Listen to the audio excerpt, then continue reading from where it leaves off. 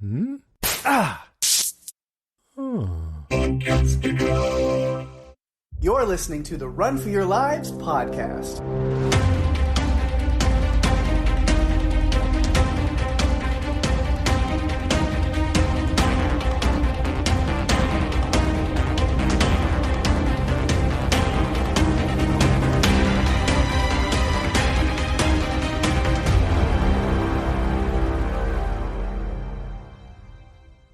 Hey everyone, welcome to the show. I'm Daphne.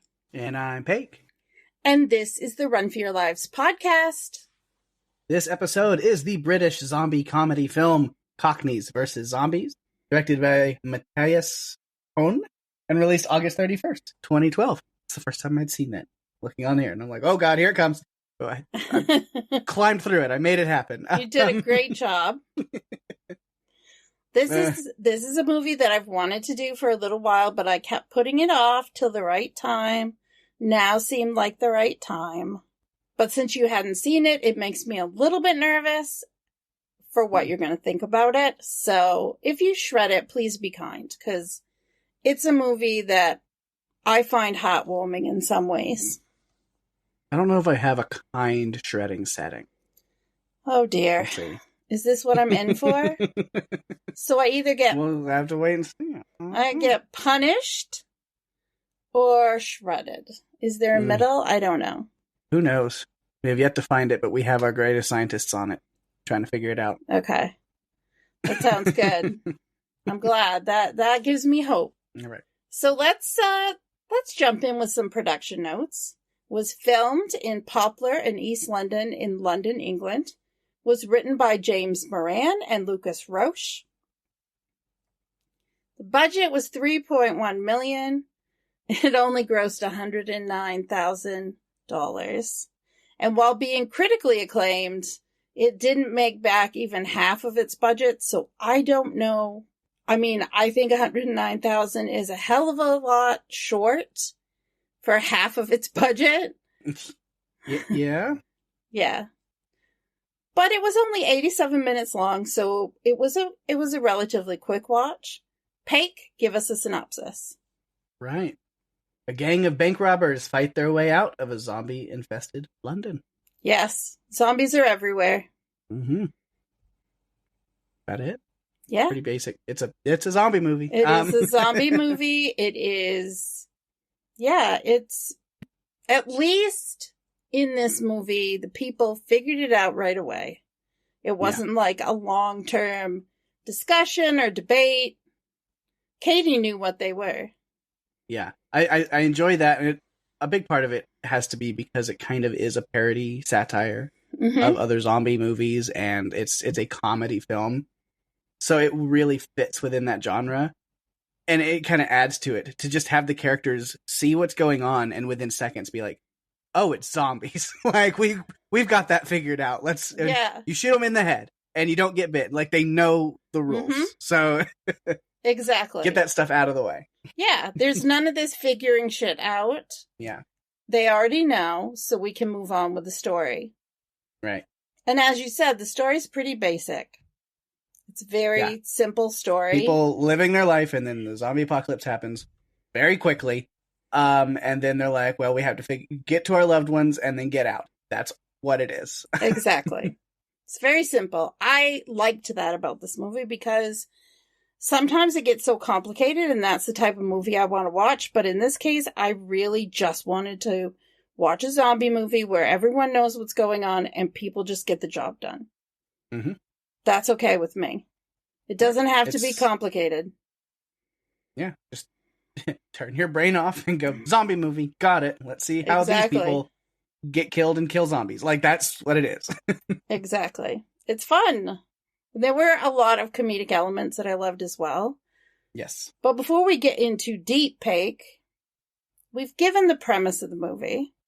We've talked a little bit about the story. We kind of have to do what we always do, which is, let's dive into the characters. Right. And there's some fun character stuff, but as far as my notes and how I put things together, there's no single character that has a section about them. Everybody is bunched up into groups. and duos. And like, I kind of have it like sectioned out. And then even with my notes, like, so if we go kind of in orders of like different characters, I feel like we're just going to skip big parts of the movie and then we'll come back to it with other characters. Because I want to avoid being recappy. I feel like sometimes we get in danger of doing that with certain movies where. So I was like, nope, we can't do it. You gotta just talk about notes. That's why I take notes. I'm not. Yep. If you're listening to this, we're assuming you watched the movie. We don't have to tell you what everything happened in the movie in the order it happened. You just watched the damn thing. So. Way to lay it out there, Pake. Yeah. We're here to bring more character analysis to you to help you enjoy the film a little bit more, maybe. Yeah. Talk about the characters and the movie as a whole, even outside of that, and just things we liked, things we didn't like, things we found funny, things we found sad, things we found terrible. I don't know, whatever they are, you know? Yes. Yeah, there's one scene in particular that I think doesn't, I don't know. I'm just kind of like, okay, I know people are going to hate this. But it's just part of the movie. I'm not even sure what you're talking about, but yeah, there was nothing that I really, overall, there's nothing I disliked about this movie. Is some of the CGI and some of the special effects, you can tell they, not a lot of budget went to some of those things, and it's like, yeah, a lot of those things don't hold up, but I don't count it against it. I'm like, yeah, that smoke looks awful, but it's just there in the background, and I really don't care. So it's whatever. Yeah, I have a few notes about that. Mm-hmm. Like a few instances where I felt like, oh, they should have put a little more money towards that. Mm-hmm. Or like at the very end as they're like pulling away on the boat, and it's like, you know, the CGI zombies wandering around, we didn't need them. You could have just left the streets empty and it's fine. Yeah. Like, you know? I feel like they killed everybody anyway, so why were there any more? Mm-hmm. It's like they took them all out, at least the ones that I saw around there, so there was no need for that. Yeah, honestly, you know, we talk about practical effects. That's where this movie shined, is the use of practical effects are always way better. It's like, and they're cheaper too. So like, yeah, I always want to give praise to practical effects because use them when you can. So most of the time they're going to look better and they're cheaper. So like, always. Oh, so much better. There were some instances though with the CGI that I was kind of like, okay, yeah, not great. But we'll talk about that later. Probably after we get through the characters. All right. So I would say where to start, at least how I have it started. Talk about these Maguire brothers. Talk about Terry and Andy. They are our main characters, and even though they are kind of our quote-unquote main characters, they probably by far have the least amount of notes from me, so maybe you'll pick up that slack. But yeah, we are introduced to these brothers, said Terry and Andy, planning a bank robbery, and pretty quickly off you realize they are maybe not the brightest people, maybe not the brightest bulbs. No. Andy's got a lot of self-confidence, so this means good for him, I guess. Andy is the little brother who's always getting into trouble that you have to bail out. Mm-hmm. He's the one that's always getting Terry in trouble by saying, I'm going to take on everyone and my brother's going to help. Or so will my brother. And no. Why do you get him into trouble? Yeah. I said, he's just got a lot of self-confidence, and that translates over to his confidence in his brother and him as a team. It's not earned, but it's there. Yeah. Yeah, he's definitely more spontaneous, and I think Terry is more reserved and practical in the way he thinks about things. Yeah. Especially with regard to the van. that doesn't seem to start unless Andy starts it, which I found funny. Yeah. It needed just a little extra charm to get it started. And Andy, that's how it works. Andy is so charming, especially to the ladies. I mean, really. Yeah, he rolled his charisma check, like if it's D&D, and he rolled a natural 20 on charisma, so he's got that van started and they're good to go. Yep. Yeah, he's definitely the he's like the implementer. I think Terry has the ideas. Problem is, when he allows Andy to make decisions on who should be involved with this heist, he may have selected incorrectly because... Yeah. Yeah, and I've got them kind of as separate notes. We'll go more into detail about them. But basic ideas. Yeah, I mean, not the first one we see, but the first one I'll mention, he has a pretty great choice in their cousin Katie. She's a locksmith. She's very, like, sure of herself, and she actually earns it. She knows what she's doing. She's very intelligent. And so, yeah, she seems like a great choice. But then, you follow that up with Davy.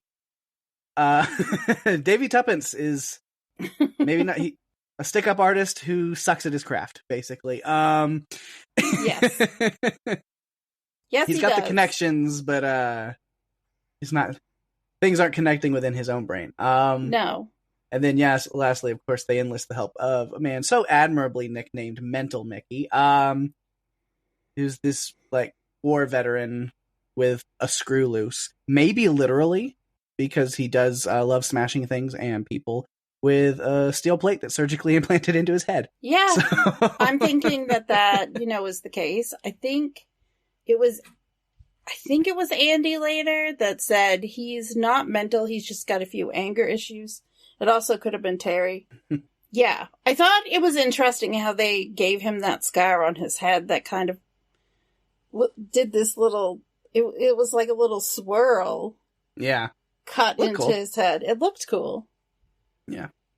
So cool that I had to go look it up and see, does this guy really have an injury? No, he did not. No, he did not. No. But, yeah, it was interesting. This bank robbery plan that they got going on, which, I mean, things worked out very well for them. First off, the bank's already expecting construction crew to arrive for payroll, so it might have ended up being the easiest robbery known to all mankind. Yes. Up until they walk out the front door and the street's full of police that are waiting on them. Yeah. But then the zombies come. The zombies are the ultimate bank robbery backup. When feels like there's no way out, the zombie apocalypse will help. In such a short period of time, too. Right, like it's kind of weird. Like that's one of those like 3 minutes. Things that could be a nitpick, but I'm like, because of what this movie is, I don't care. No, but it's just like they literally because Mickey opens fire on the police, and then they go back inside, and as they're trying to figure out the plan, and then they go back out with hostages, and it's like, oh, everything's changed now. Yes, got it. It's a mess. Yeah, it's a total mess. There are limbs everywhere. People are getting chewed. I mean, really, it could never have happened in the 3 to 4 minutes that they were back in. They didn't hear anything. No. Gunshots from outside from the police. Anything. Yeah, it was ridiculous. Stealthy ninja zombies that just came in and killed everybody quietly. Yes. Quickly. Shh. It's like a library. Got to be quiet out here in the street. When you're a zombie trying to kill the police, you got to be quiet. Yeah, we do learn that it does run in the family, this kind of criminal mindset. We get a little flashback, Terry and Eddie's parents. We learn that they're deceased earlier on, and then in a little flashback, we find out that they went out in a blaze of glory in some kind of Bonnie and Clyde crime couple moment. Yeah, it's funny. Dexter Fletcher played the father, and he stepped in at the last minute for the last 2 weeks of filming for Bohemian Rhapsody. And he also was the director of another film that you may or may not have heard of called Rocket Man. Okay, interesting. He really likes the music biopics, huh? I think so. He's good. I have seen him in a bunch of British comedies. He was on a show called Hotel Babylon that was really good. I didn't realize, how much he had... I knew he had been involved with Bohemian Rhapsody, but I had no idea that he went on to do Rocket Man. No clue. So it was cool to see that. Movie. Yeah. He's fun. He's a fun actor. But yeah, and like I said, I don't have a lot of other notes, because once we kind of get into zombie survival and the things that they're doing, I mean, Terry and Andy are just kind of there, reacting to a lot of things.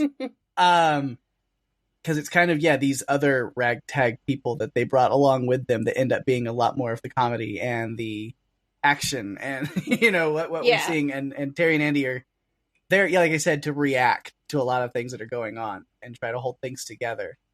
I don't think that they're not people to, like, take charge. And I feel like really. It's hard to have Andy and Terry running this mission when they're not really leaders. Yeah. They were mostly along for the ride. They really kind of were. Like, they were like, we're in charge, we're bringing these people in, and then Mickey's just gonna run everything. Do whatever he wants to do, and Katie's gonna try to run in charge, and Davy's just gonna be Davy off to the side, whatever he's doing. But even, like, the hostages are kind of dictating certain things and the way things are going, and it's a big mess. Yeah.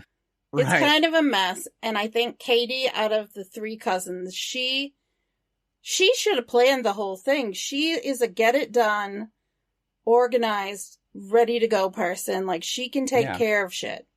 She should have been the one that was doing it. Very capable. Like, she's a locksmith and stuff. And then we also find out, I think it is funny, it's like, so Andy runs back into the building to get the keys from Mickey's pocket just for Katie to hotwire the car anyway when they get there. And I was like, why are they waiting? Like, she's been like, she's so resourceful. Like, she isn't afraid to do what needs to be done.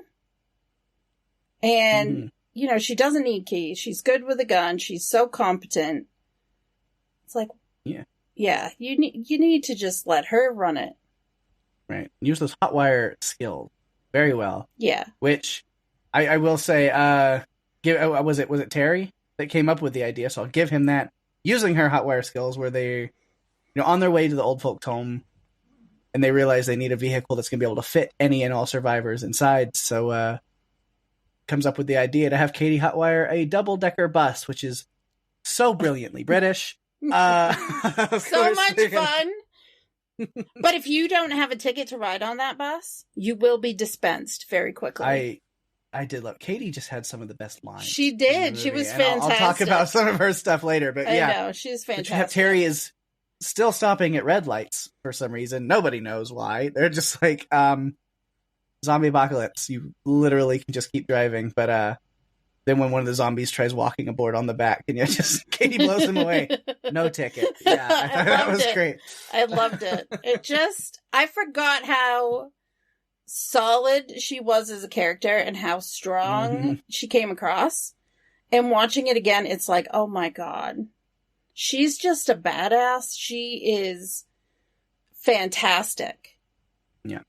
Yeah. So that's literally all the notes I have on the brothers, but I will let you pick up anything else that you had on them, because hopefully, I don't know, you might have more. But well, what I did appreciate that at one point when they were in the warehouse, they had driven to the warehouse and locked the gates. I don't know who owns the warehouse or what's going on, but they had gone to the warehouse and were taking, with their hostages. They finally explained, like, they said it out loud, even though we kind of knew. They were doing this. They had a really good reason for this. And that was that their grandfather's retirement home was closing, being demolished, and turned into apartments. Luxury apartments. And they wanted to put a stop to it. They wanted to save their grandfather because he'd always lived on East End. And they didn't want him to move. They wanted him to be able to stay there till the end. Now, it was never, like, fully spelled out, or maybe it wasn't. I just didn't pick up on it. But, I mean, does their grandfather, I assume he lives there with that, but he owns that property too, doesn't he? Does he? I think we don't see any does. other owner. Like, I feel like because he's the one that's talking to the construction manager with the clipboard, and he's the one kind of, I told you this and I was doing that. So I feel like he owns the retirement home, but then also lives within it and is friends with all of his tenants. I think so. I mean, they were fun. I'd go to a party there. Only, place looked amazing. Yeah, they had a great time. There was something fun going on, and he was the life of the party, and he was In every way that Terry and Andy were not the go-getter, take charge people, he was the exact opposite. He was taking charge, saving his friends, but we'll get to more of that. But I did appreciate that they explained the reasoning behind this to people. Yeah.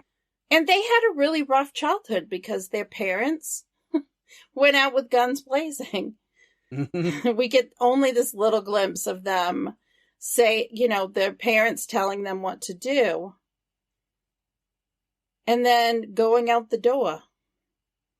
Yeah. Saying, that was a funny scene to me. It's just this kind of, very much like, stay out of trouble, be good to your brother, be good to people, it's like this very like basic like parent like speaking to their kids, like, yes, you need to be good, you need to this.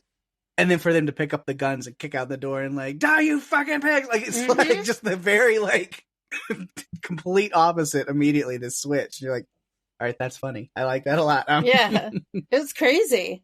And those two kids had been through, their grandfather raised them. And they loved him. They wanted to do something for him, even though it meant doing something that their parents would have done. Yeah. Which, that's kind of where they do. Because, like, what would mom and dad do? It's like, well, the very illegal thing, probably. So yes. I guess we're in we're in the right place. Yeah. It's I think that's pretty much, I don't think I have anything else on them. Other than, I just feel like they were so focused on wanting to take care of their grandfather and getting there to try to save them. They realized that, well, we don't have enough room in the car for everyone. Because they knew that their grandfather was not going to leave without his friends.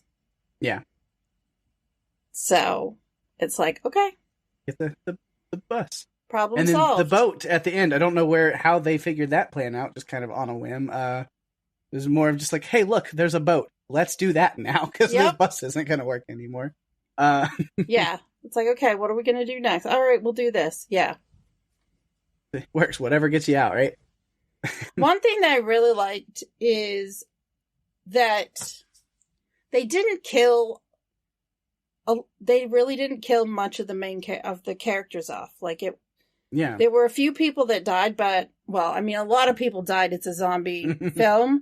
But, the people that you cared about, the ones that you got to know, none of them died. And that is not... Right, yeah. Yeah, like the main characters... The only ones that did were ones that I assumed would pretty early on. Yeah, everyone else made it, so you didn't have to go through it. I don't know. By the end, it was like, oh, wow, this is not typical. Usually they kill off the more serious movies. Even Shaun of the Dead killed off some people. Yeah. So for most of the cast to make it through, it was not common. And I really appreciated that. Yeah. Yeah, especially, well, I'll have a note about that. We'll get about a specific instance of that. But yeah, so I guess the next notes I have, again, because I said they're kind of just in groups, is I have the rest of the robbery team. The rest, so Katie, Mickey, and Davey. And mainly Mickey notes. Just talking about stuff that happened with him. But, so I've talked pretty much everything that I had on Katie. Maybe a couple other quotes. But yeah, Mickey is the one that is definitely the most interesting out of those three. They go and pick him up and he's handing out guns. So yeah, he's bringing in the guns. He has Tracy, his big gun. I know. Tracy was a work of art. But even before we meet him then, when we first get introduced to him, he's banging his head on cars and on people and on everything. Right. It's like... They're just like, he's a psychopath. Yeah. Sure, we want to team up with him. And Andy's convinced maybe they really shouldn't. One. Yeah, because like, clearly he's going to be more trouble than he's worth. He's going to... Yeah. Of course he is. Yeah, so when he's handing out those guns, like I was mentioning, he's got Tracy, and then he gives pistols to the others. And man, I know it's a movie with props, but I'm watching them holding those guns in that van, and I'm just like anxious. So I was like, again, I know it's a movie, they're prop guns, but you're all holding them with your fingers on the triggers as you're talking and sitting around. Yes. It's like, that is terrible. Yes, it is. That's it's horrible scary. gun handling. Like, if Steve watches this one, I know he's cringing and yelling at his TV too during that scene. Like, what are you doing? That is no. Yeah, Mickey had his own brand of bullying with the bashing people in the head, and then he's the one with the guns, which comes into play even more later. Yeah. But Davy's got the brilliant idea of disguising themselves. Oh, yes. With fake mustaches. So, he's got his part too.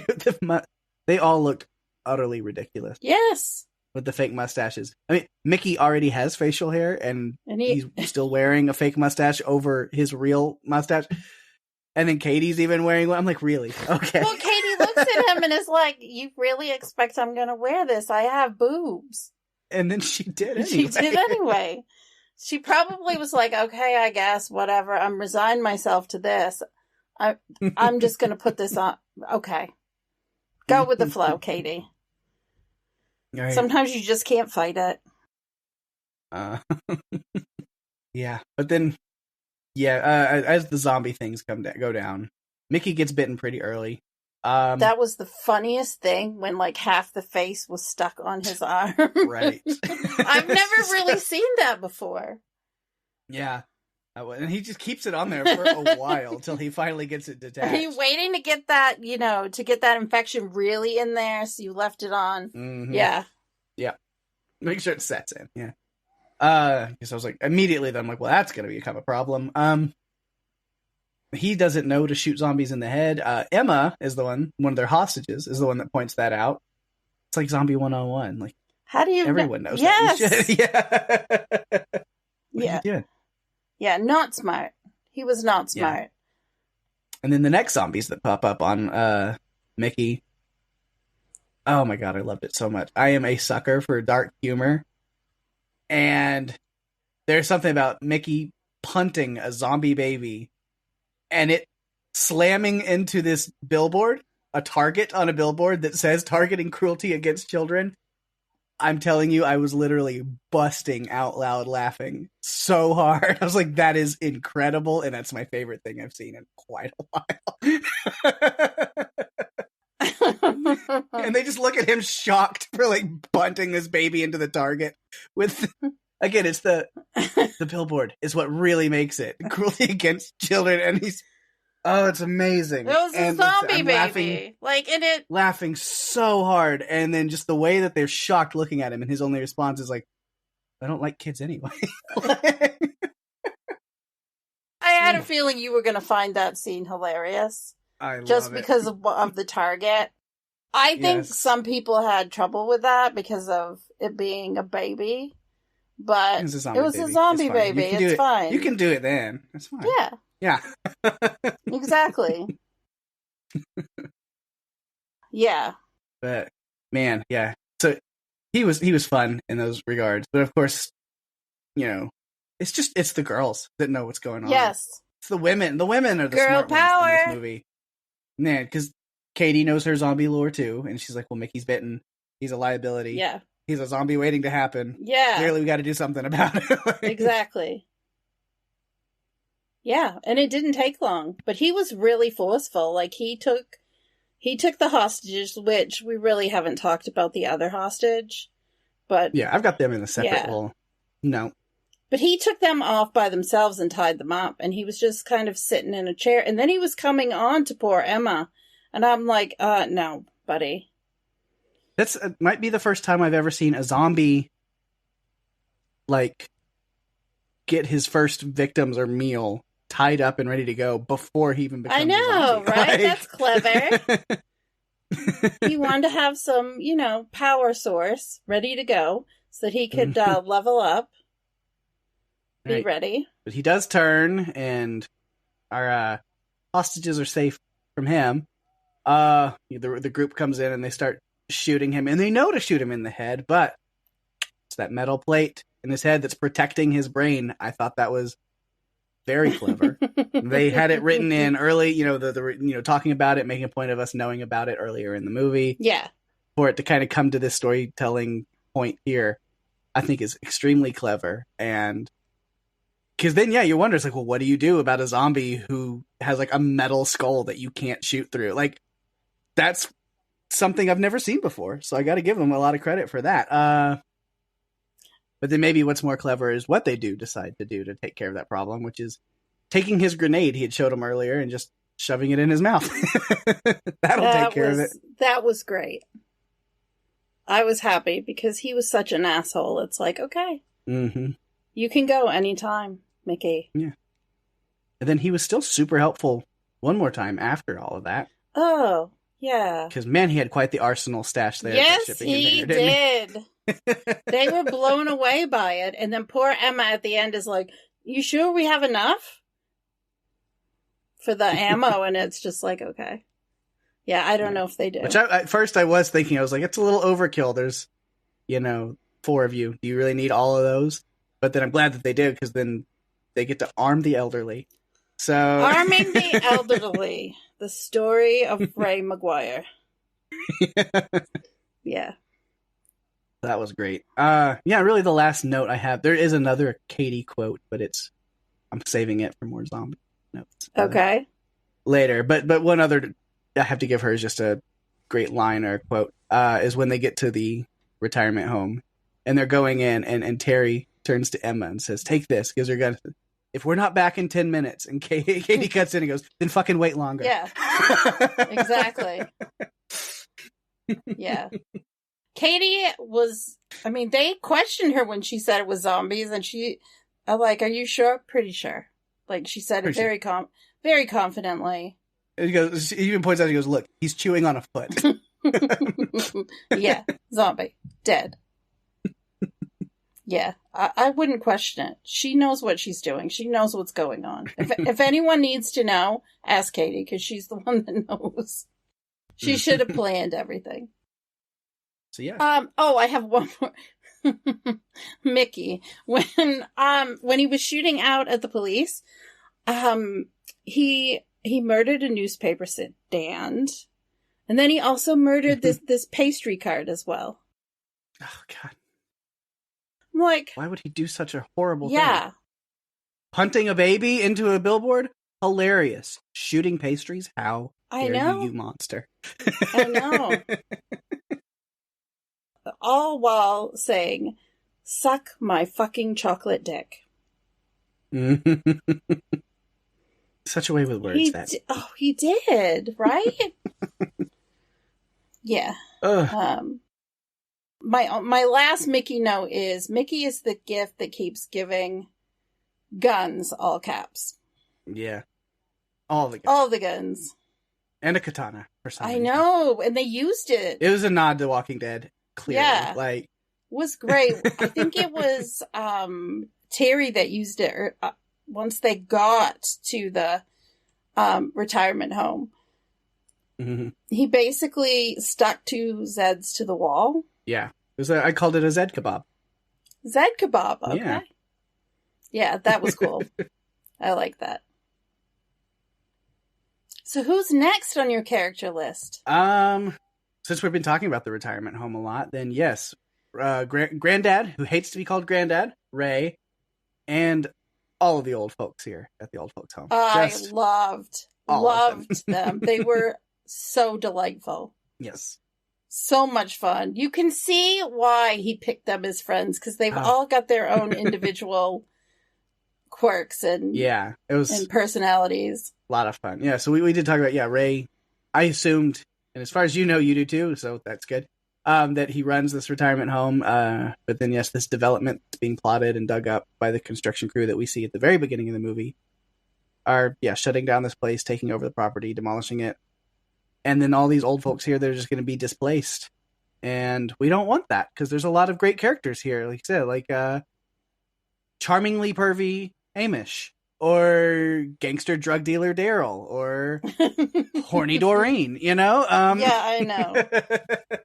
Or a sweet, amazing Peggy who knows how to use a gun. Mm-hmm. Or Eric, who has a different kind of way with words, in a way that nobody knows what the hell he's talking about at any time, because he has this weird word association game that only he understands. Yes, he plays word association. He's also the one who, he didn't realize they were zombies. It's like, those things are vampires. We need crucifixes, garlic, silver, holy water, and Christopher Lee. I like that line. I have that one quoted too. I'm assuming, of course, that last part is a reference to Christopher Lee portraying Dracula in the early 70s. Yes. But yeah. It's a funny one. Yeah. Unfortunately, Ray responded with, "No, you soppy tired. Those things are fucking zombies." And I'm like, yes. Yes. Katie takes after Ray. That's for sure. He's a go-getter. He makes decisions. Yeah. It does seem like a very fun retirement home, because when the zombies first attack and the mayhem starts, right before that, I mean, they're all just dancing and playing music, and there's like lights and all this stuff going on. I was like, that's the place to be, man. Yeah, are you thinking, Pake, maybe in about 50 years? Yeah, this is the type of retirement home you want to go to. I know, it's like, is that what East London is like for old? Because I'm going to move there to retire. My God. They have a lot of fun. Mm-hmm. They had musicians there singing on the piano, and everybody was just, it was vibe. It was a vibe.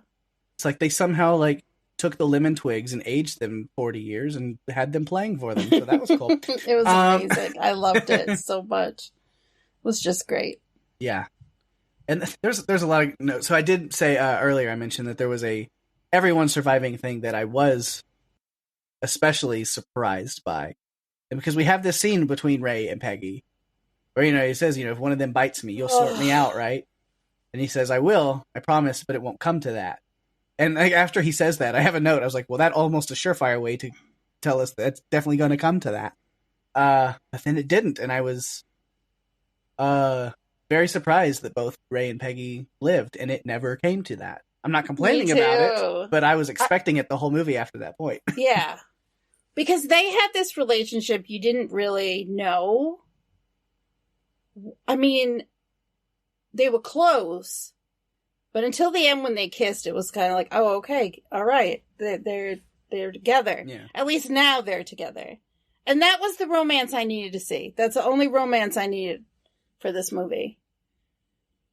I really enjoyed it. We got a little bit of Terry and Emma is a possibility. I think that's kind of, we got some hints there that they helped each other through some stuff. Yeah, definitely. Yeah, poor Emma. We'll get to that. Yes. But, so yeah, with these old folks, the next that I want to talk about is just the other funniest part of this movie that I love so much is Amish running, in quotations, running from the zombies. Sprinting. Don't forget sprinting. Right. That was another hilarious. Just the way he's like, what? I can't hear you. What are you talking about? Something about what? And then he turns around and he goes, oh God, zombies. Like the way he just like, and where he just kind of shakes for a little bit and then starts going. And then, cue the slowest moving action sequence ever. Oh my gosh. So beautiful. I loved it. Followed up by one later that was very similar. Yeah. And they're trying to get into the boat. Slowly maneuvering him into even before, like, at the end of that where he's running, and then finally they're like, well, he's not going to make it, so they go out with the wheelchair, and then, like, they're all, like, slowly hitting zombies in the head, and, like, just like, you go, old folks, but so funny. But, yeah, just for them to be able to write in the slowest chase sequence ever, where Hamish is, like, barely crawling along with his walker, and this super slow zombie is behind him, like, cracks me up. I love it. Yeah, Ray gets tired of waiting, and he's like, "Okay, we have to go. Just gonna go get him because this is and they don't have a lot of weapons. So Peggy, I had to write this down. She's on fire with that meat tenderizer. Yeah, like she's not holding back. She is tough. She was beating him on the head with it, in the side, the head, everything. It was amazing. I loved it. Yeah. Someone had an oversized whisk that they were using, and I was just thinking... One of them just threw like a sack of flour at them, so... Yeah. Like, are you going to scramble their brains with that? Because I don't think that's going to work. Mm-hmm. A zomblet is what he's trying to make. A zomblet. Okay, that makes sense. Yeah. Yeah. But yeah, eventually, we see the old folks are tired of being trapped, hiding in this kitchen, and they kind of decide we might have to fight back, even though they're doubting that they're going to survive it. But it's like, go out in a blaze of glory, seems to run in the McGuire family, so even Ray's thinking he might be able to do that. But then that's when the others do show up. And it's funny because Ray is just so... Like, you can tell he loves his grandchildren, but Katie probably the most, but the boys, his grandsons, you can tell he loves them, but like, he's so tired of their shit. Like, he's just like, you two are ridiculous. And the fact is, they come to the rescue and they open up this sunroof, the little skylight, and he's like, not even that impressed with it. He's like, okay, what do you do? I was like, what do you expect us to do? We're all got hip replacements and in wheelchairs. Nobody's climbing anywhere. We're not going out into the yard. Like, what is your plan? But then they break out the guns, and then he's very proud. Oh my God. Oh, now you guys are speaking my language. He was so happy. Yeah. Yeah, it's just arming the elderly is my note. I love that. Even Hamish having a machine gun strapped to his walker wasn't that great? So great. And he picks it up and shoots it. Yeah. I mean, appropriately. Yeah. Because shooting down where the walker is not going to do anything. Yeah. You've got to hold it up to be able to shoot him in the head. Mm-hmm. And I freaking loved it. Yeah. When he turns a corner and sees this asshole guy there. And just says, push me, somebody, this bastard's mine. It was so fun. It was so much fun. It was kind of just like Western showdown music playing at that point. Oh, so good. Man, I gotta say, I do love the soundtrack and the music on this. Because when they're first arming the elderly, that scene when they're coming out, I mean, the heavy, that's what was got playing at the time. I love that. So yeah. I like the music right at the start. That very first song we get. By the Automatic, yes. Yeah, it's amazing. It's a good one. And I like the animation, too. I feel like the animation going into it was just really well done. They must have put a lot of the budget into that. Right, because that opening and away from some of the effects. It was so good. In the end, too, like, it was very cohesive. Would be the word that I would use. Yeah. But yeah, there were some great zombie kills and stuff in that moment. And, they blow up the bitch, as Terry calls it. And then they just head out, guns blazing. Daryl gets his leg chomped. Oh no! But it's a prosthetic that he then beats the zombie to death with. So, let's get that. All right, we gotta go. Let me put my leg back on. Wrong leg, silly bollocks. That was so great. And the Zed kebab, I mentioned, poor Hamish having to take out his nurse crush. But even the way he does it, he's like, well, that was very sad. Anyway, here we go. Like, let's keep going. Oh, they were great. It was so great. Yeah. To the bus. And again, with Ray, just kind of his relationship with his grandsons, where he finds out about the robbery. Oh, are you a friend of them? And it's like, oh, I just met him this morning at the robbery. Like, what? The robbery. Like it was the grocery store. Right.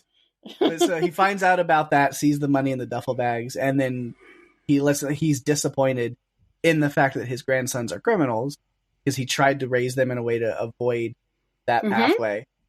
But it does run in the family, and it was to help him and his friends, so he's also impressed and proud. Like, it's kind of this dual... He does threaten them. If you ever do it again, I'll knock the 7 shades of shit out of you. Yeah. I'm like, okay, I would not be messing with him because I think he can do whatever he wants to do. Mm-hmm. But then he's proud of his grandchildren until just a few seconds later when the bus breaks down and he is like, never mind, I take it all back. You're idiots. Like, yep. Because Terry breaks the gearbox on the bus. Because then maybe someone else should have been driving. Emma seemed to be doing fine. She did like a whole circle and then came back. So I know. Let her drive. She was great. I noticed when they were on the bus just before it pulled off, you could see that there was still like an above ground tube going, like a transport system with electric sparks coming off it. And I'm like, oh, that's nice. I wonder who's riding on that. There was another weird point in the movie where like there's a reflection in their windshield as they're in the car of a plane flying overhead. I was like, all right. Didn't take that out in post-production. I noticed that one. But yeah, planes, trains, automobiles. Well, once they got to the boat, Peggy, she's sitting there, she's looking for things, she's trying to find, I don't know what she's trying to find. Then I figured out it's a key. I'm like, you should ask Katie if she could hotwire it. She seems to be able to hotwire everything. Can you hotwire Maybe that's a little... I don't know. I don't know how that worked. I don't know if you... No, but I bet she could do it if it was possible. Yeah. She finds keys. Yeah, so they get everyone on board, finally. It takes a while. Again, it's this very much like sprint to Amish. They get everyone on, and then they realize they're still chained. And so Ray jumps back to unchain it, and it seems like a very big sacrificial moment. And that's where I was like, oh, there it is. That's the moment where they have to, Peggy's crying, and there goes Ray. He's sacrificing himself. But no, he's a total badass, and instead he's just bringing the family together to slaughter these zombies together. And I love that the last zombie that they all get to obliterate together as a family is the construction manager with his clipboard. Very poetic. Well, if you do remember earlier, he did threaten to shove that clipboard up his ass. Mm-hmm. They didn't do that, but it was still very exciting and wonderful taking him down. Fun. Yeah. Yeah. That's the notes on the old folks. They were all great. I did like what he said to them. Fucking hell, you want something done, do it your fucking self. Uh-huh. Decides to go save the day. And then tells them, look after Katie and Peggy, get a fucking job or I'll come back to haunt you. I was like, yep, that's how it should be. Yeah. Yeah. Is that all you have there? That is it. But there was something that I figured out that I wanted there was something I had in my notes that I didn't mention earlier. When Terry and Andy were talking about why they robbed the bank, the other hostage, which I don't know his name and don't care, Clive, they were talking about why didn't you just save up? Well, evidently they had saved up some money for 6 months and then it was stolen. Yeah, I don't think any amount of money that these two 20-somethings that are going to save up are going to be enough to stop a development company from closing down, to build it's like, what, especially 6 months, what are you saving up in 6 months? Because they don't even have $2,000? like jobs, No. what are you it's kind of a dumb question. Like, do you know how much we would need for that? They just wanted to help. I wish saving up was that easy. Oh my goodness, if it was. Man, I'd have a brand new car in the driveway. Right. Fully paid for. Mm-hmm. Yeah, so that's a good kind of, to move into Clive and Emma. I have them as the hostages. It's kind of some notes on them. Because, this gang of bank robber has now added 2 hostages and a random lady that was bitten to their group. And they're not bank robbers anymore, but now they've evolved just to a group of survivors. Well, the random lady won't be a survivor for very long. And I also assumed Clive, with his heart condition, probably wouldn't either. He liked to bring that up, but really when we met Clive and Emma, she was just trying to get money. Mm-hmm. He knew it was her, but because she didn't have paperwork that he requested, he would not let her. Yeah, he was get what she needed. Quite a douchebag. I don't think anybody felt bad for him at all when he went. No, not at all. So he was a jerk. Yeah, taking Emma as a hostage was maybe the smartest thing they did. Because she ends up knowing what to do. She's knows with the zombie stuff. Shoot him in the head, And she's also that would check the radio when they're trying to figure out what's going on. It's like, we don't have a radio. There's one in the van. And then he was like, you were listening to Dido on it, which I thought was great. I know. It's like, okay, I don't remember if Dido was popular back then. Like in 2012? Maybe. I mean, it's probably listening to White Flag. That's the only song that anybody listens to. That's true. Yeah. So Emma, great hostage. Glad to have her on board. Clive, kind of a douchebag. And also just, he's terrible at being a hostage. Like, you don't tell your captors that you're taking mental notes of every little detail about them. No. And you don't keep reminding them that, like, he's like, I won't talk to anybody. He goes, I will. You moron. Yeah. Like, oh, your name's Davy? Oh, and yours is Mickey. Like, he's just making a note of that. That's how you get shot. Yes. Yeah. He didn't have a very nice death. I think it was fitting for his personality, though. Yeah, because with him, after Mickey's death, Clive is in possession of Tracy.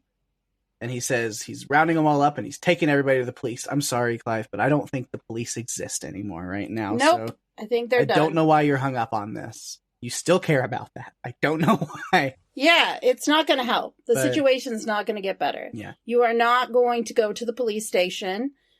I don't think anyone's there. Mm-hmm. Yeah, no. I think they're either busy or dead. Yes. And they're not going to care about this. No. These guys robbed the bank. Who cares about the bank? Who cares about money? Do you see what's happening? Yeah. Everything is a shit show. Yeah. And then he's taken out by zombies because he's dumb. I love that they're trying to warn him at first. It's like, look out behind you. And he goes, oh, do you really think I'm that stupid? Yeah. Well, yeah, we do. Yeah. Because there you go. And then unfortunately he takes out Davy on his way down, gets shot. R.I.P. Davy, who was in the wrong place at the wrong time. He was. And then as he's being ripped apart by zombies, Clive is still complaining about his heart condition. And I was like, well, I think you have more than just a heart condition now. Now you have a liver condition, an intestines condition, a brain condition, just everything. You're an entire condition right now, sir. Yeah. You have some problems. Yeah. You have some physical problems that are manifesting right now. And you need to just give up on the heart condition because... Yeah. Spleen condition. I mean, it's on the other side of the room at this point, but it's conditioned. It's a condition. Yep.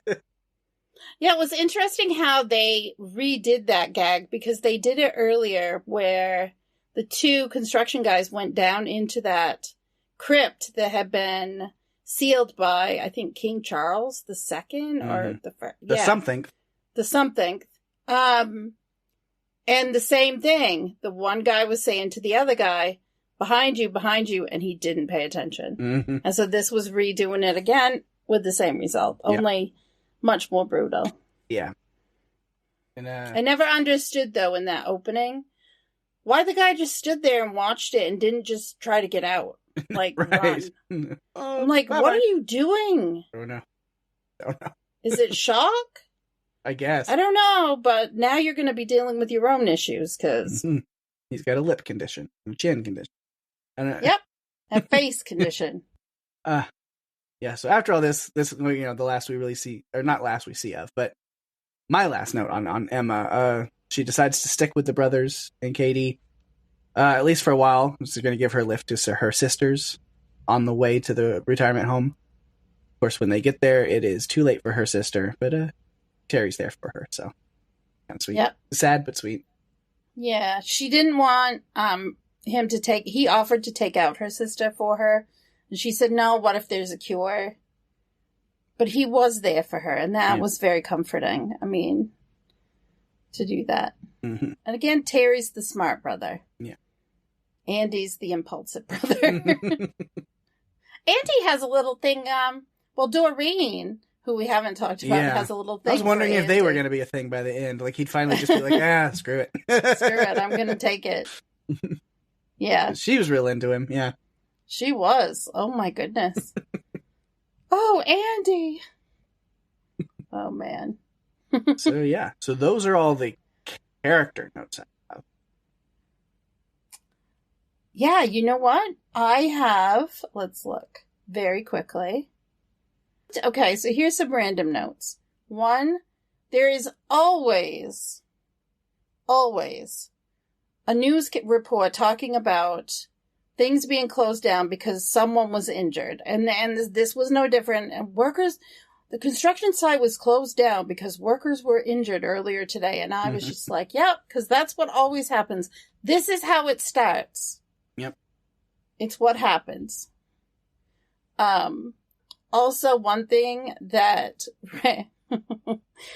I think it was Daryl that asked Ray, oh, where do we go now? Upstairs? And he's like, no, we'll be fucked up there. And I'm like, yep, laying it out. He knows. At one point, I said they should have taken Tracy with them. And then a few minutes later, I put, but I guess they didn't need Tracy because they had all of those other guns instead. They got better stuff. That was great.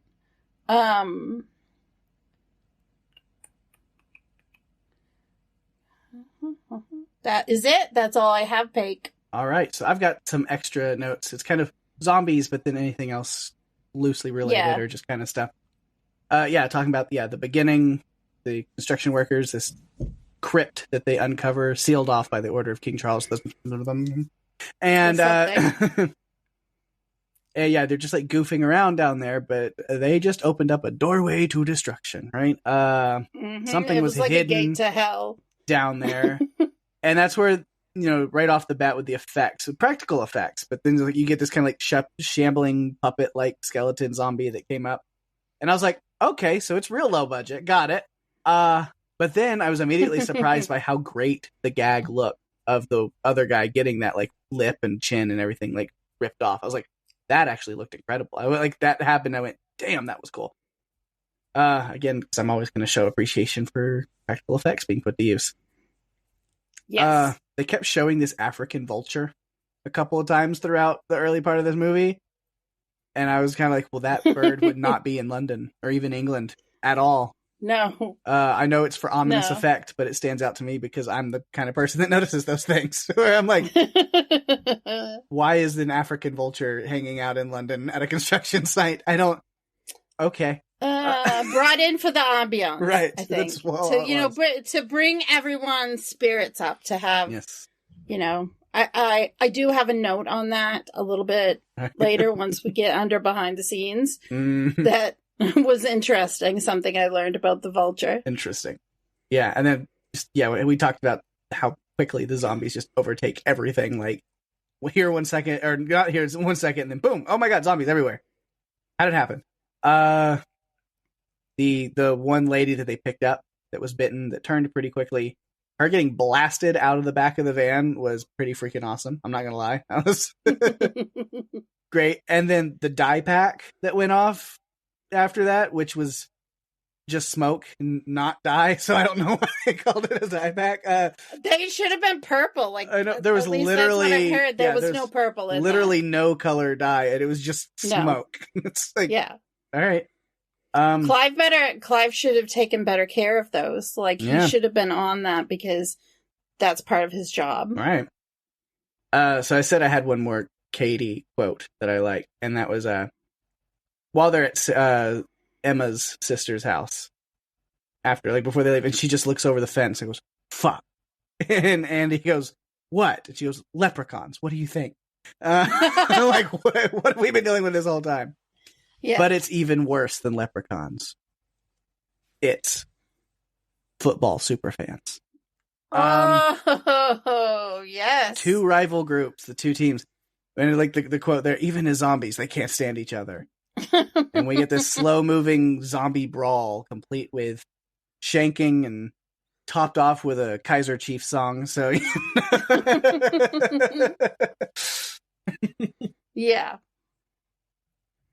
That's great. And then the last note that I had is with the zombies is you can tell that the zombies are played by locals who wanted to be cast in a zombie movie because, and this is not to be a judgmental thing because I would fit this category very well, but by looking at a lot of the zombie extras, a lot of them definitely look like people who wanted to be in a zombie movie. Just saying. Yeah. Agreed. But I mean, really, if you think about it, I mean, that's more what you would expect If people were getting killed, they were going to look like normal, regular, everyday people. Yeah. Well, I'm saying, like, there's a lot of, like, horror fans, people with different colored hair and crazy haircuts and earrings. And they're like you could tell, like, these were local horror fans that wanted to be cast in a zombie movie. Come on, Pake. If they were making a zombie film in Dallas, I said I would have been right in that crowd. That's what I'm saying, is I fit that category. That's you. Yeah. I did have a couple of things there that I thought were... there were instances where they had fire on the top of buildings that just didn't look like it was finished. Mm-hmm. When the grenade explodes, they put all of the budget into Mickey's face because, honestly, the cut that went to one of the brothers flying through the air, you could tell that he stood there for just a second too long. Mm-hmm. Like, the matching up wasn't quite right. I think it was Katie using a wrench to beat the head of the bald zombie that was outside the car. It kind of looked like she was beating on cardboard. Mm-hmm. And then one instance of CGI where Katie takes the katana and slices the legs of the zombie. And yeah. It stood out. Overall, though, I think they did a good job. I mean, $3.5 million is not a lot. Yeah. For a budget. It's just not. Not in today's standards. Because most of your budget goes to the actors. Like, casting is where a lot of that goes. And then you gotta fit what you have left into special effects and production and things like that. Yeah. Yeah, it's not... Or paying for, like, filming locations. Yeah. You can't just go and film at places. Like, no. You've got to rent zones. You've got to close streets off. You've got to pay people who own property. You've got to... Yeah, it's not that simple. So I think, they did what they did with the budget. And it was a fun watch with characters that you could care about, that you didn't have to know a lot about them, but you could still care. And I liked that too. So that's all my notes. All right. You know what that means. I think I do. Okay, so there's not a ton, but here are some things. So Matthias Hoene is a German filmmaker who mostly works on English films. James Moran also wrote the horror comedy Severance, which is about a group of office workers who go on a team-building retreat and are stalked by a masked killer. Peg, this is one that I think we should cover at some point down the road. I've seen it a couple of times. It's quite... I think you'll like it. I don't think it's British either. I think it's from the US. The filmmakers did do a public appeal for volunteers to play the zombies. The pension home that served as a setting for the Bow Bells care home was robbed a week prior to the shooting. Sucks, but then also, like, what good timing, because then they get paid to be in the movies. Yeah. So the writers created and wrote the part of Ray just for Alan Ford, who is best known for appearing in the Guy Ritchie films Snatch and Lock, Stock, and Two Smoking Barrels. They felt that Ford captured Cockney better than anyone else, and he accepted the role because the character of Ray is like an action hero. Harry Treadaway, who played Andy, went on to play Victor Frankenstein in Penny Dreadful. He has a twin brother named Luke, who's also an actor. One of the early versions of the movie had a lot more F-bombs, so they toned it down in post-production. Imagine that, because I thought there were still... How many more were there? So they planned to shoot another scene with the vultures, but didn't because it was too expensive to rent vultures. And again, I don't even know why they were there, because geographically it just didn't make sense to me. Peg, you're somewhat of an expert on vultures, aren't you? I've recently gone down a whole rabbit hole about vultures. It's been something I've been very interested in. Yes. I remember that. Yeah. So this film was the final movie appearance for Honor Blackman. She played Peggy. She passed away. And it was also the final acting credit for Richard Briers, who played Hamish. And so I'm sad to end on, like, it's a sad note. I know. We should switch some stuff around. Let's talk about the vultures again. I should. I should. Yeah, it's fine. Yeah. Awesome. Yeah. So we did it. We Again, did it. Another episode. Another movie. I know. I felt good about that one. It was a fun conversation. Yeah, it was great. Oh, my goodness. Well, now we got to see what other people have to think about it. So. I hope they watched it. I hope Steve watched it. Especially because I think he might like it for the most part. Yeah, I'm going to answer this thing. All right. Okay. All right. The only feedback it looks like we've got this week is from the one who always comes through for us, except when she doesn't. But this time she does. Most of the time she does. I don't know what any of that was. But yeah, Tony, we can usually can count on her to come through, even when it has nothing to do with the movie, and that's okay. I am curious what people thought about this one, but this one might be a harder one for people to find, like, within a week's notice. So I think if people later on do so. watch this and listen, you know how we are. It always stands. Let us know your thoughts on it. Yeah. I personally enjoyed this movie, and I enjoyed us talking about it. So, yeah. Yeah. But, like I said, we do have some feedback from Tony, and it was regarding a post actually from Mofevo. There's layers to this one that we talked about last week, where she mentioned The Ghost in the Darkness. And so Tony added to that, saying, I think it holds up really well. I watched it on TV not too long ago, and I really liked it even after all these years. If you liked Beast, I highly recommend this. Val Kilmer, Michael Douglas, Bernard Hill, John Canu, and Brian McCarty are part of this great cast. You know, the interesting thing, Pake, is we also have another listener who has messaged us on Facebook a couple of times about this movie. So I guess I'm going to have to add it to the list at some point in the next couple of months. Yep, like you said before we were recording. This is like Poseidon Adventure all over again. It is. We have so many people recommending the same movie. It's going to be like, fine. If you want it, you get it.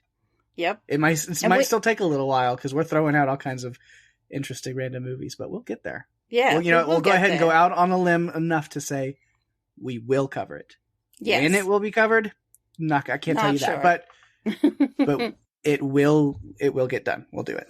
Yeah, we definitely will. But if you have feedback about the movie we covered this week, Cockneys versus Zombies, or any other movie that we've covered in the past, you can submit your feedback by finding us on Facebook and Instagram at Run For Your Lives Podcast. You can find us on Twitter at RFYL Podcast. Email us at runforyourlivespodcast@gmail.com. And if you're enjoying the show, tell your friends. We are available on Spotify, Apple Podcasts, Stitcher, pretty much all other podcast players, including YouTube. Go to runforyourlivespodcast.com for all the links you'll ever need, and give us a review on Apple Podcasts, as that's the best way to share the love and get us out there even more. We really appreciate it. Absolutely, we do. Of course, talking about sharing the love, got to give some shout outs to things going on in the podcast universe around us. First, start with my other podcast, Strange Indeed. Me and Rima over there, still on our little break, but we will be back next week. I believe we're going to try to get an episode out as soon as we can, probably around next week, with the return of You on Netflix. And so we'll be covering that. We don't have an exact date. It comes out Wednesday. So whenever we get around to recording at that time, we will let you know. So, but a little advance warning that if you are a fan of the show You on Netflix and you want some coverage of that and you want to write in, give us thoughts and stuff over there on Strange Indeed, to go ahead and get prepared because we will be back with that when it comes back next week. Then, of course, other great Podcastica stuff. The cast of us still staying strong, doing great stuff. Man, after that incredible third episode of The Last of Us. Oh, so good. So they've got their so coverage good. of that up. It's Eric, Rima, and Ben. yes. And yeah, it's great. Just such a great episode. Great coverage. Great everything. God, I love The Last of Us so much. I'm a huge fan of the games. I played the games. And I will admit, at first when they announced the TV series, I'm a little protective. I'm like, okay, what do they do? But honestly, as soon as, knowing Druckmann was behind things, and then they brought in Craig Mazin, and then they started the casting announcements, I've been like, yeah, on board the whole time. And now that it's actually here and I've watched 3 episodes, I could not be happier. I really couldn't. I have really started to enjoy it more, and they got Cumbies right. Cumberland Farms, they did, showed the store. It's a very popular gas station, convenience store in New England, at least. And they got Cumbies right, so I was happy with that. Nice. I still really wanted to see a Dunkin' Donuts, but I guess I'll settle for Cumbies. Right. You never know. Maybe that's episode 5 this season is like the darkness in Duncan. But yeah, a lot of great stuff going on Podcastica with new shows. If anybody is a fan of the Peacock, I want to make sure I got that right. I'm in my head, I'm pretty sure. Peacock series, Poker Face, which that is with Natasha Lyonne. It's a show with Ryan Johnson, the mind of Knives Out and Glass Onion behind that, writing that. So definitely, if you're a fan of that, go check that out. They are covering that on Podcastica on the Murder Magnets podcast. So check that out. That is Penny, Jason, and Jade. And they've got the first 2 episodes up right now. And then Greg and Penny are back together. If you listen to the She-Hulk cast, they did an incredible job with that one. It was so much fun to listen to. And they're back with another Disney Plus series, Extraordinary, and that is on the Extraordinary cast. So definitely go check that out as well if you are a fan of that. I have not watched that show, but I've heard it is brilliantly British. So that I know sounds great to me. So I should love it, right? I know. I was like, Daphne might like this one. Yeah. I love me some British humor. Mm-hmm. So they're covering that on Podcastica as well. Also, the Revisited podcast is back, rebranding. So they're still working on their Lost coverage, going through the episodes of Lost, but then they're going to do some other stuff with it as well. Eventually, I'm sure they'll keep playing with it, but right now it was the Lost Revisited. Now it's just the Revisited podcast with Kristen and Ben. And so they're in season 5 of Lost right now. I think episode 7 will be this week. So if you want to check in and catch up on a Lost rewatch, they're the ones to go check out what they're doing. They're doing a great job over there. So yeah, those shows plus everything else, backlogs and things that are coming up on Podcastica, they are hitting it hard. Podcastica does not quit. So they've got so many great things coming and happening soon and going right now. Just go to podcastica.com and you can get links and pages to the different shows and go see, because I can guarantee you if you're listening to this podcast, especially, there is something on Podcastica aside from just us that you also will love. I promise. So many good things going on. Yeah, there's a lot there. Mm-hmm. And then, of course, end it with our shout out to TV Podcast Industries. Always want to give them some love as well. Also covering The Last of Us and The Bad Batch over on Disney Plus. So go check out their episodes of those as well. But that wraps up me talking about other podcasts, but we'll also be back next week with more. We keep on going as well over here at Run for Your Lives. And we've got something interesting coming up next week, a movie neither of us had seen until watching it for this podcast. So, and it's not just because it's like a brand new movie. It's been out for a number of years, but we finally got around to it. We watched it. You'll have to wait till next week to see what we think. But what is it, Daphne? What do we got going on next week? Okay, well, when a young boy is taken to a mysterious mansion by his desperate parents as a last-ditch effort to cure his autoimmune disease, frightening events occur and he starts to believe that the treatments are having the opposite effect. As his health deteriorates, no one will listen, so he takes matters into his own hands to investigate the sterile, isolated medical clinic. We are covering Kieran Foy's 2019 film, Eli. Yeah. That one's an interesting one for sure. It is. It's full of all kinds of great mysteries, twists, and turns, and horror, so it's a fun one for sure. Yeah. So it's on Netflix, streaming right now, so go check it out. Give it a watch. Let us know what you thought. Yeah, I didn't know what to think with it. It took me on an adventure. And you're just going to have to, you're just going to have to wait, as Pake says, till next week to learn what we thought about it. Yeah. But with that, we've reached the end of another fun episode. Thanks, everyone, for listening. I'm Daphne. And I'm Pake. And if you have to run, you better run for your lives. Oi. Bye-bye.